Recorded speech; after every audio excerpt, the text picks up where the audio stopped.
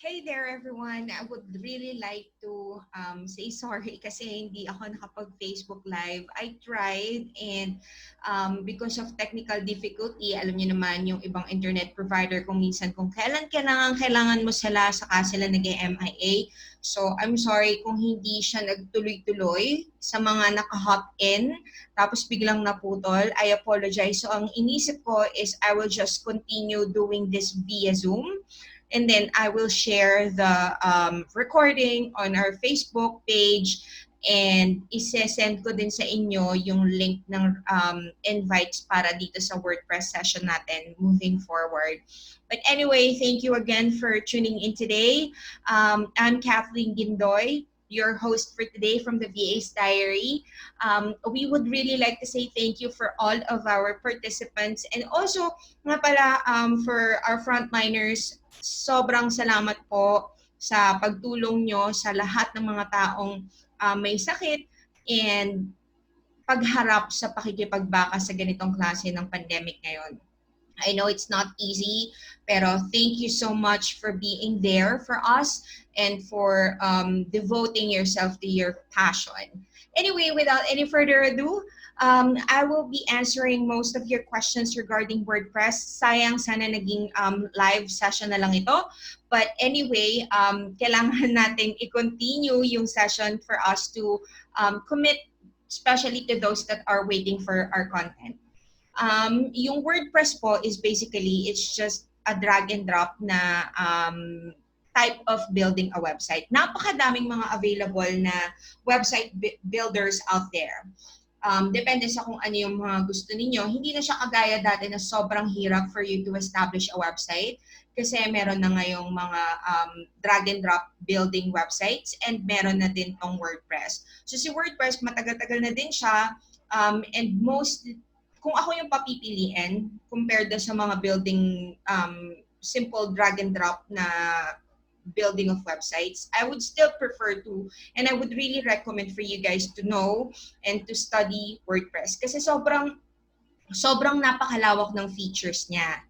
And yun nga, yung nagagawa natin kay WordPress would be limitless. Nasa sa inyo na lang yan kung paano niyo siya aasikasuhin or kung ano yung designs ng layout ng website na gusto ninyo.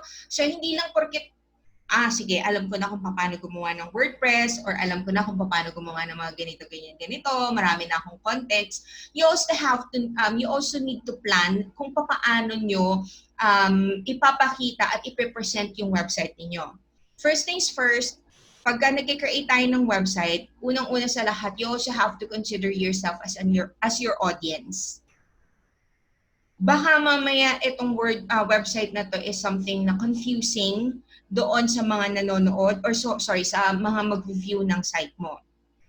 So dapat yung layout niya is maayos, merong pagkakasunod-sunod ng may sequence kumbaga at meron siyang right map na okay, sige, pag pumunta ako ng palengke, doon ako sa web section, andun lahat yung isda, yung mga baboy, manok, and then pag pumunta naman ako doon sa mga sa vegetables and fruit section, nandun yung mga gulay at yung mga prutas. And pag nagpunta ka sa dry goods, okay, nandun yung mga grocery items na kailangan natin. Kasi kung maglalabo-labo siya, na okay, sige, ito, gusto ko nandito to sa isang lugar na to, para sa'yo, it's something na, okay, para sa'yo mukha siyang systematic, pero doon sa mga nanonood or sa mga pupunta doon sa palengke mo, magkakalito-lito sila. Kasi hindi sila makakapili, hindi nila makikita kung ano yung option na gusto talaga nila.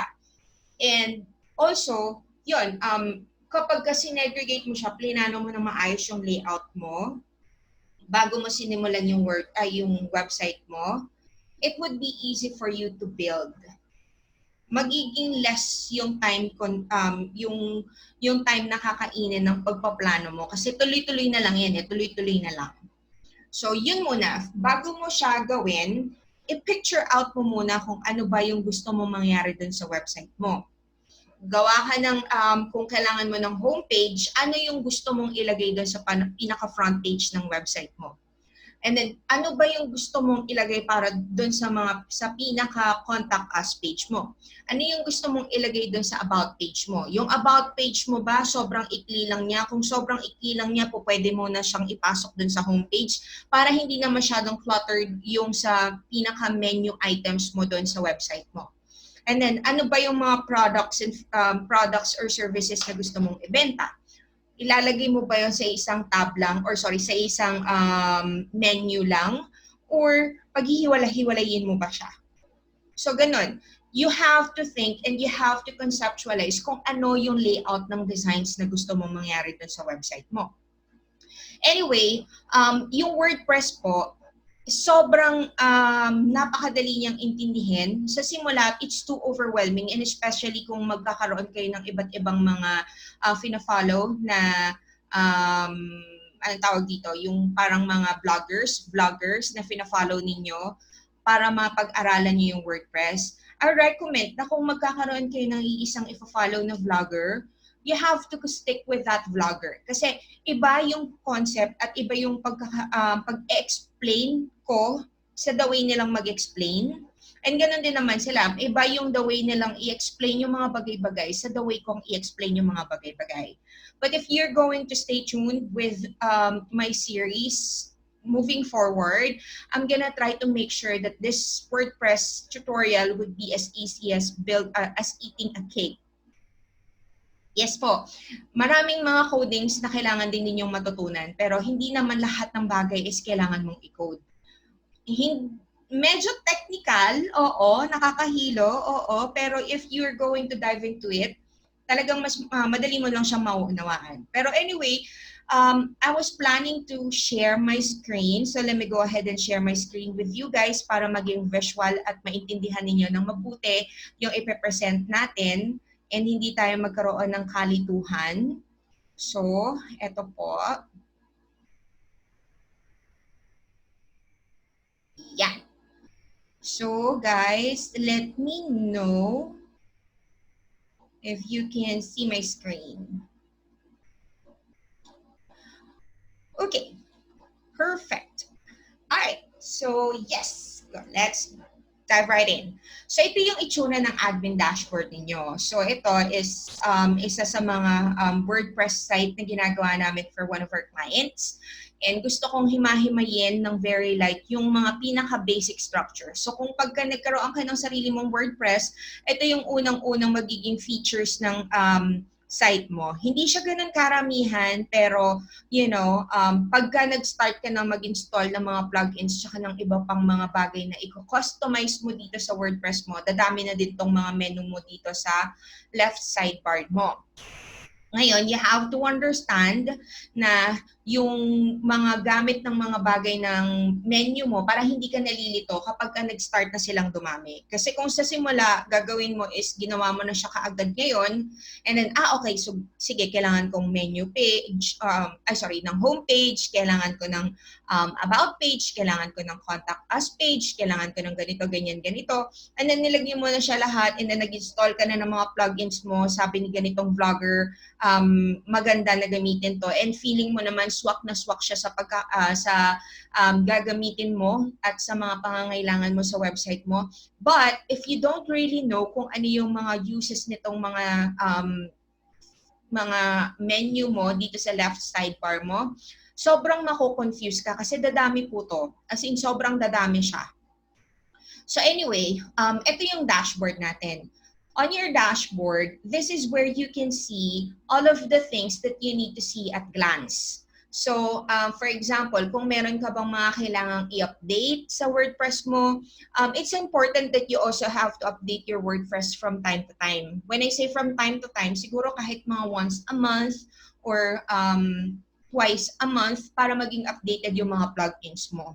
But you also have to make sure na pag-aralan mo kung updated, kung kailangan mo ba talaga siyang i-update or is it something na kailangan mo ding hintayin ng very light. Kasi, you know, yung mga plugins natin, which is I will discuss kung ano yung plugins later, yung mga plugins natin is ginawa din siya ng iba't ibang developer. So kung minsan kapag kaka-release lang nila ng update, hindi naman din kaagad na full functionality na kaagad yon, although they are trying to make some upgrades doon sa mga plugins nila para mas mapaganda nila yung mga services nila.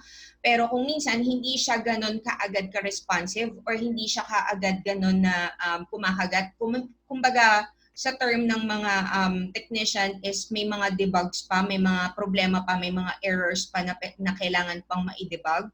So, hindi ko naman talaga recommended na every time na magkakaroon ka ng notification to update your WordPress site is i-update mo na siya kaagad. So, yun. Anyway, yung sa dashboard mo din, makikita mo dito kung ano yung mga activities, mga current activities, any updates from your plugins din po. And then your post is where you can add and view your posts. As simple as that. Yung media is yun yung location ng mga images mo, mga videos na in-upload mo sa website mo, mga files na in-upload mo sa website mo. So, nandyan siya lahat sa media. And mind you guys, if you are going to use WordPress and if you're planning to upload a lot of pictures and a lot of videos on your website, I would really recommend that you use a third party and i-embed mo na lang yung mga images at saka yung mga yung mga videos instead na i-upload mo siya sa WordPress mo. Bakit? Kasi po, pag in-upload mo siya dito sa WordPress mo, ito yung pinaka magiging host mo. So kung ang memory na meron ka sa WordPress mo is like for example, ang sinubscribe mo lang na hosting is 2 gigabytes lang. So madaling ma-fill yung 2 gigabytes. Walang pinagkaiba yan sa cellphone. Yung cellphone mo, kung ang cellphone mo is 2 gig lang, so kailangan mo na mag-upgrade kapag punong-puno na yung cellphone mo.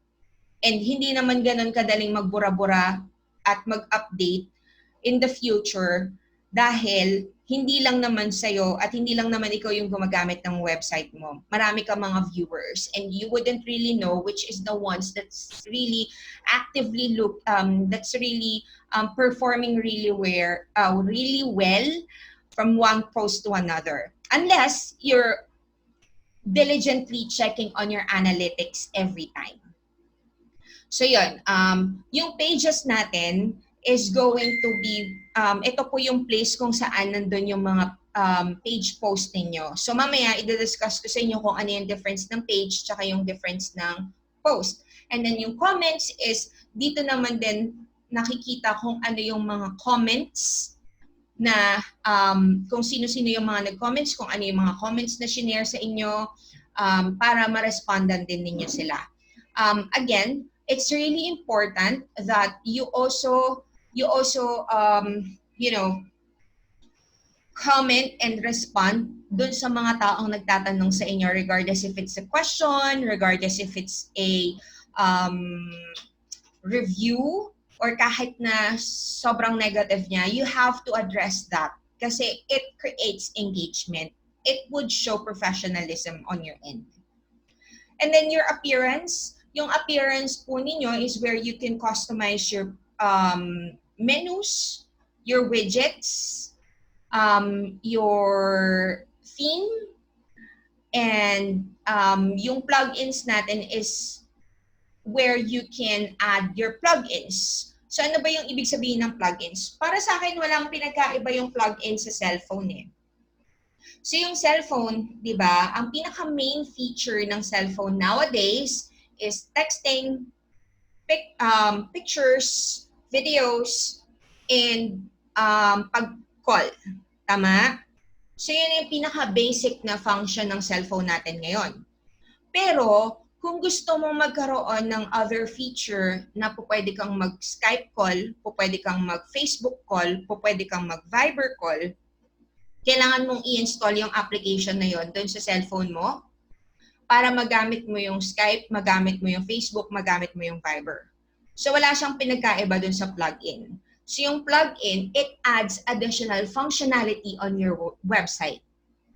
Yung users nyo naman po, dito nyo makikita yung mga available users niyo. Kung nagtuturo kayo ng paid sessions, gumagawa kayo ng educational site, at pinaparegister ninyo sa website ninyo yung mga subscribers ninyo para magkaroon silang ng access dun sa mga paid contents or dun sa mga, depende kasi kung ano yung klase ng site na kailangan ninyo eh. Pero like what I said, WordPress is one of the most powerful site builder that I think there is.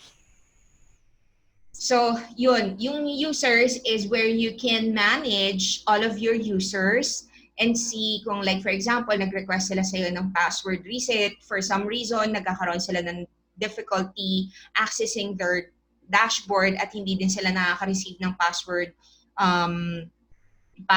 reset key from your website, po pwede nyo siyang i-manage dyan. And let's say, for example, dati mo lang siyang subscriber and then nag-open ka ng hiring at kailangan mo ng assistant, you wanted to make that subscriber into to get an admin access or an editor access, po pwede mo siyang i-manage through your users.